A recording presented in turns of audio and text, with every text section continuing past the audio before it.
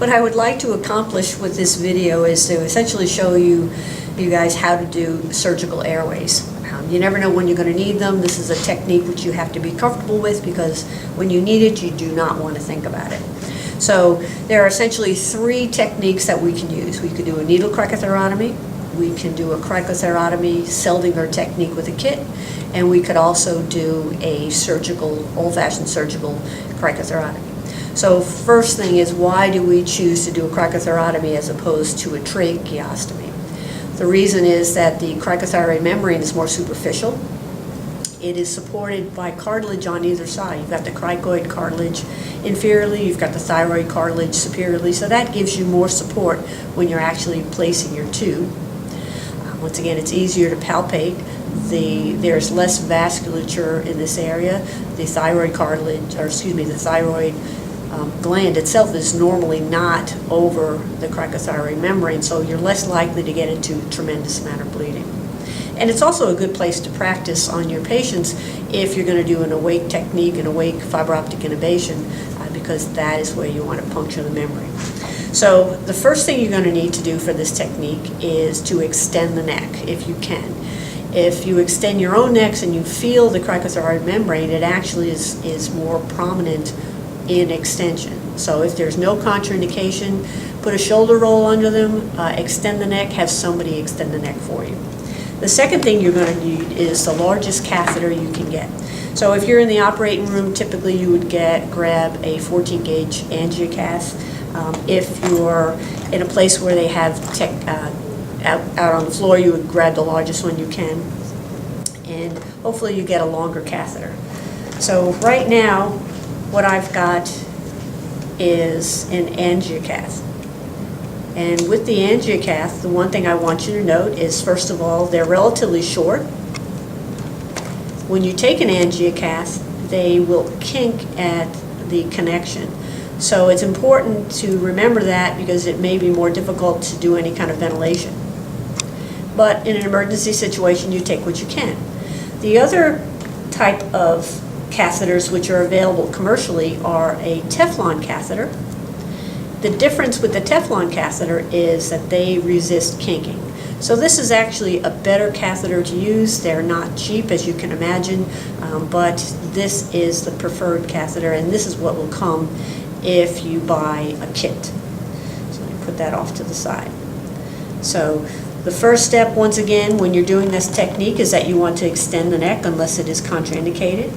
The second technique is, or step rather, is that you want to get a syringe halfway filled with saline, because you need to have an air liquid interface. So what I'm going to do is I'm going to take my catheter, lost my needle, there's my needle. I am going to hook it up to my syringe, and then I'm going to feel the patient's neck. So I'm doing this from the top. I prefer to go into the patient's neck from the top, because then I can see if I'm over the midline. So I'm feeling down. The first prominence I feel is actually the hyoid bone in this patient. So if your patient is an extension and they're thin, be careful. What you do not want to do is puncture the thyrohyoid membrane. You want to do the cricothyroid membrane. So this is the hyoid bone. There's a membrane. I go a little bit lower, and there is a cartilage. There is a prominence. I'm assuming that that is the thyroid cartilage. I'm going to go a little bit lower. I'm feeling for the cricothyroid membrane. And if I find it and I go even further below that, I should find the cricoid cartilage. Now, in this patient, it's actually a little bit more difficult to palpate. In a female, the thyroid cartilage is not well pronounced, nor is it in a child. So sometimes you actually have to work your way up from the bottom, feel the tracheal rings, and then work your way up to the cartilage. So I believe I found the membrane. I've got my fingers over the top. I don't want to go side to side. I want to go straight in. The trachea is only about 18 millimeters in average, so you don't want to go too deep. So you'll notice that I'm balancing on my hand. If I can, I'm going to puncture the lower third of the membrane. So you can aspirate as you go. My hands aren't very large, so by holding it like a pencil, I'm actually having control. If it gives, I'm not going to jam it through the back wall. So I'm just going in, and it just gave. I don't know if you could appreciate that or not. Once it gives, I'm going to aspirate air. So the assumption is that I'm in the trachea. Now remember, just because the needle tip is in the trachea doesn't mean the catheter is. So I'm going to go a little further with the catheter, aspirate air again, and when I think I'm in the trachea, then I will slide the catheter itself off. The catheter should go easily. If there's ever resistance, stop. I'm going to pull the needle out and then confirm that yes, I am still in the trachea. If you try to do jet ventilation and the catheter is not in the trachea, you're going to cause major sub-Q emphysema. So I'm attached, I'm clearly aspirating air. So at this point in time, what you want to do is hook up to something so you can get oxygen in. This technique is only good for about 45 minutes. It is good for oxygenation. It is not really good for ventilation because you can't exhale through this tiny hole. So you're going to be getting air into the lungs and letting the patient passively exhale through the mouth. In order for that to happen, of course, they cannot be completely obstructed. So what I would do in this technique, this circumstance rather, is I would take my syringe off. One person is going to hold this catheter at all times. You don't want it to kink, you don't want it to be blown out accidentally when you're forcing air in. So one person's job is to just hold the catheter. Hook it to a jet ventilator. Use about 50 psi for an adult. Smaller children may require 20 to 30, infants probably under 20. You want to inflate for about 1 to 2 seconds and watch the chest rise.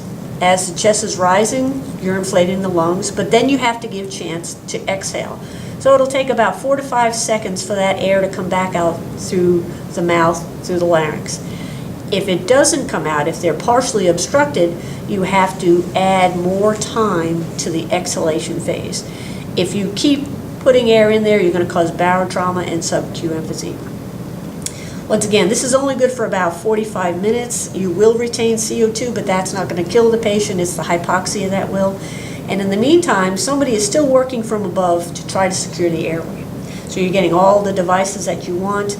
One good thing is that as the person is exhaling air, you'll actually see air coming through the vocal cords, and it may help target where you want to go. So anyway, that is a needle cricothyrotomy. It is a little bit of a riskier technique, but if you're comfortable with it, it will save a person's life, and certainly until you can get something better done. The next technique we're going to talk about is the Seldinger technique with a kit. So one good thing about it is that the first step for the Seldinger technique is what we just did. You extend the neck, you take a catheter, and you place it into the trachea and confirm that you're in the trachea by aspirating air. Now in this situation, if you're using a kit, the kits usually come with a needle. And the needle is fine because all you're trying to do is get into the trachea. You're not going to leave the needle into the trachea. Remember, this is exactly like a central line, except you're aspirating air as opposed to blood. So I have placed my catheter. I am going to confirm once again that it is in an air-filled space, so I'm clearly aspirating air. The next step is that I am going to thread a wire. Now the wire should go easily. It's a soft tip. It comes with the kit. If the wire does not go easily, what you have to assume is that the catheter is malpositioned. What it can be is up against the back wall. It can be through the back wall, but wherever it is not in the right position. So this should go fairly easily. Now, you can go in a little bit further than you'd like because it's a soft tip. It's okay if it goes past the carina. You don't want to force it though, because if it's stiff enough, you can poke a hole into the lung. So this is clearly going in pretty easily. Once that's in there, what I'm going to do is just secure my wire, and And the wire's not this long in the kit. This was a urology wire, which they donated to the cause. You're going to take the catheter out. Somebody is going to hold the wire for you, or yourself, doesn't matter. The next step is, just like a Seldinger technique for a central line, you want to make a nick down into the trachea. So if you had a larger person, what you could do is make a small incision in the skin first. So I could have gone in a vertical direction to begin with. But since this person is thin and I could feel the membrane, you don't have to do that. Now, I want to go down along the wire into the trachea, but I do not want to cut the cartilage. So a lot of people do their central lines with the knife facing that way. You want to go perpendicular to the wire. So I'm going to go down along the wire into the trachea, hopefully. You can go in both directions. You don't want the cut to be more than about 1 millimeter. If I'm in the right spot, you will start getting air leaking out, and I'm going to put my finger over the hole.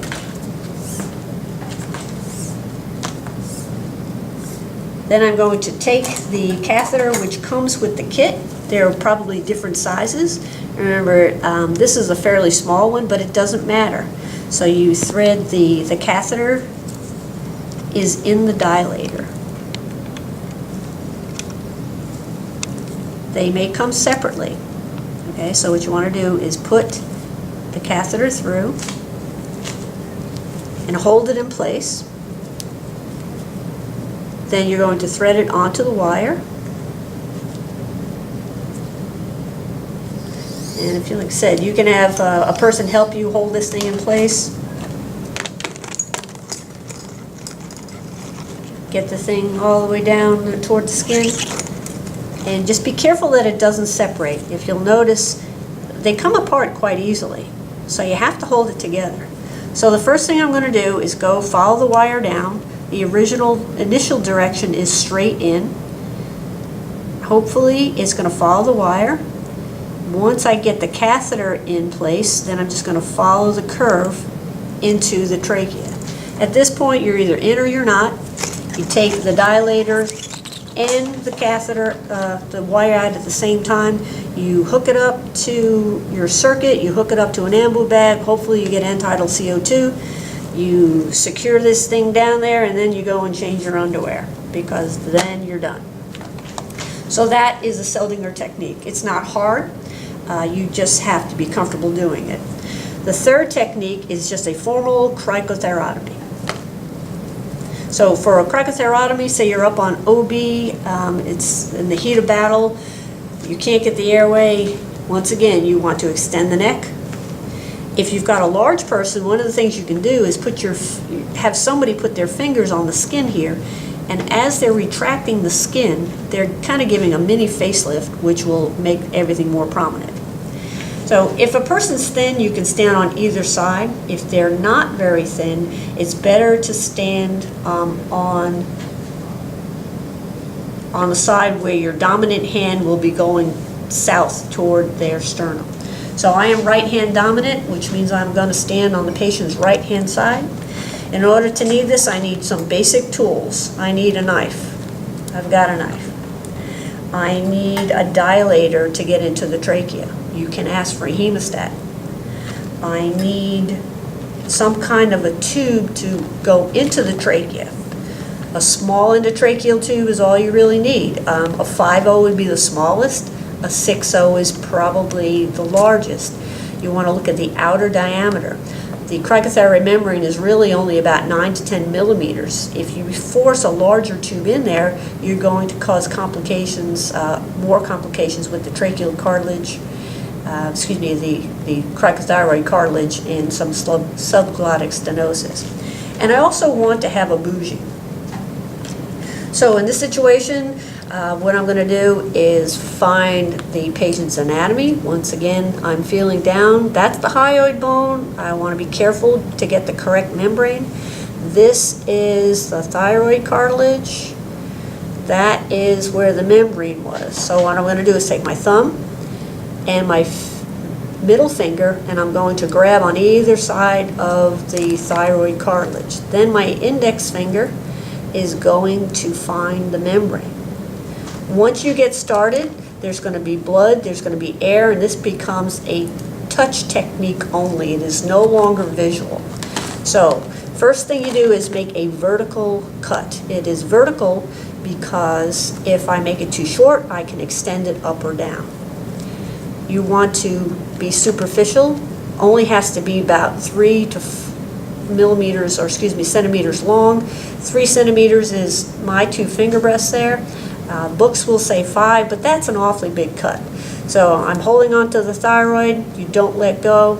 I'm finding what I think is the membrane, and then I'm going to make that cut. Now you want to go through the skin, but you do not want to go through the cartilage. So I'm going through over what I think is the cartilage, and I'm going to put my finger in there. And if you have to, you can spread the tissue apart. Now once you get down below there, you can actually feel the membrane better because you're no longer encumbered by all the soft tissue. So now I'm feeling the cricoid cartilage, I have my finger in the membrane, it's bleeding, but I can feel it, I don't have to see it. The next thing I do is take my knife. You don't want to go too deep, you just want to get into the trachea. Trachea is not that big, 18 millimeters, so you don't want to go through the back wall. So I'm going to move my finger out of the way. I'm going to do a horizontal stab into the membrane, go a little bit to one side, turn it around, go a little bit to the other side. Really only needs to be about 1 centimeter. Once I make that stab, all this air is coming out. I'm going to take my clamp. I'm going to go along the knife, hopefully into the trachea. Once I'm in the trachea, I can take the knife out.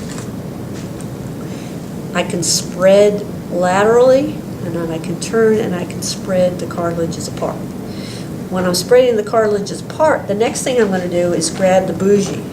The bougie is really good for trying to get in there because it's blunt, it's small, you can direct it hopefully inferiorly, and if I'm in the right spot, it should, if I'm in the right spot, it should go in pretty easily. It's going somewhere. So I'm going to thread it in there. Once again, if there's resistance, you don't force it. Now I have sort of control. At this point, it's just like any technique you've done before with the bougie. You thread your tube onto it, hold at the top, and if you're in the right spot, you should be able to push it through. You want to go just beyond the cuff, not too far. Pull the bougie out, blow it up, hook it up, hold it tight, and confirm. So you'll notice that that's not really a very big hole. You don't have to go crazy. It'll heal nicely. Having a smaller hole means you'll have less of an air leak. Using the bougie allows you to have a smaller hole because it's essentially acting as your dilator, so that's a much better technique. The only other technique which I'm going to talk about, they have a 4-step rapid technique. So you can see that the technique we just did, you really can do that within 30 seconds. The 4-step rapid technique, essentially you're going to stand above the patient's head, you're going to find the membrane through the skin, and in this situation, you take your knife and you do horizontally, straight through the skin, straight into the membrane itself. So this is 1 step down into the membrane. Take your dilator, go in there, spread, put your bougie down on in there, hopefully. Bougie's in, tube over, tube over, tube over, boom, tube's in, breathe. So, like I said, none of these are really hard. They're just kind of scary. And the scary part is the indecision when you're faced with an emergency. So, what's the worst that could happen? They're going to die. Or even worse than that, actually, they're not going to get oxygen, they're going to be brain dead. So don't be afraid to try. Don't wait for ENT because ENT is not going to be available, probably, and certainly not in a timely fashion.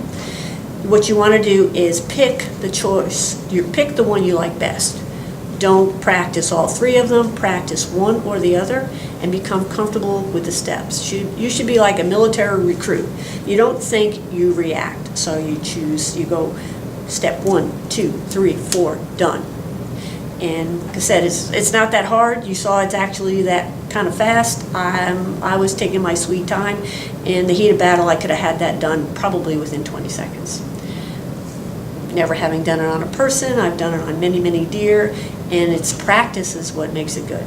So anyway, I hope this is educational for you guys. If you have any questions about it, please let me know, and I would be happy to go over them for you. Thank you very much. And thank you for my videographer, Patsy Smitherin, good friend of mine.